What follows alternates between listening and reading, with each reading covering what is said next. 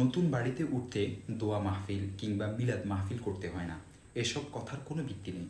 আমরা জানি রাসূলুল্লাহ সাল্লাল্লাহু আলাইহি ওয়াসাল্লাম বিভিন্ন সময় বিভিন্ন জায়গা ও বাড়িতে উঠেছেন, কিন্তু সেখানে গিয়ে দোয়া মাহফিল করার কোনো প্রমাণ পাওয়া যায়নি।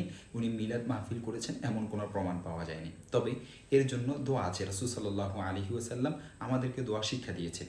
এখানে কোনো আনুষ্ঠানিকতা নেই, এমন কিছু নেই যে কাউকে ডেকে এনে দোয়া পড়াতে হবে কিংবা সবাই মিলে দোয়া পড়ার কোনো দরকারে নেই। ফতুয়া মাহমুদিয়া ১ নং খণ্ড ১৯০ নং পৃষ্ঠা। দুরুদ মুখতার কিতাবে উল্লেখ আছে, দুরুদ শরীফ যথাস্থানে পড়বে, যেটা দুরুদ পড়ার কোনো স্থান নয়, বরং দুনিয়াবি কোনো উদ্দেশ্যে এমন স্থানে দুরুদ পড়ার কথা বানানো বা দুরুদ পড়ার জন্য লোকদেরকে দাওয়াত দেওয়া সম্পূর্ণ নিষিদ্ধ, সম্পূর্ণ নাজায়েজ। যেমন নতুন ঘরবাড়ি, দোকান ইত্যাদি উদ্বোধন করার সময় এক্ষেত্রে নিয়ম হলো 2 রাকাত শুকরিয়ার নামাজ পড়া। দেখতে পারেন দুররে মুখতারের ১ নং খণ্ড ৫১৮ নং পৃষ্ঠা। প্রচলিত পন্থায় যে মিলাদ মাহফিলের আয়োজন করা হয় তা কোরআন, হাদিস এবং ফিকহের কোথাও পাওয়া যায় না। রাসূলুল্লাহ সাল্লাল্লাহু আলাইহি ওয়াসাল্লাম নিজে কখনো এমন করেননি, তাবিঈনরা করেননি, তবে তাবিঈনরা করেননি, আইম্মায়ে মুজতাহিদিনরা করেননি, ফুকাহে কেরামরা করেননি, মুহাদ্দিসিনে কেরামরা করেননি, বরং ৬০০ হিজরি পর্যন্ত কেউ এই মিলাদ মাহফিল করেননি।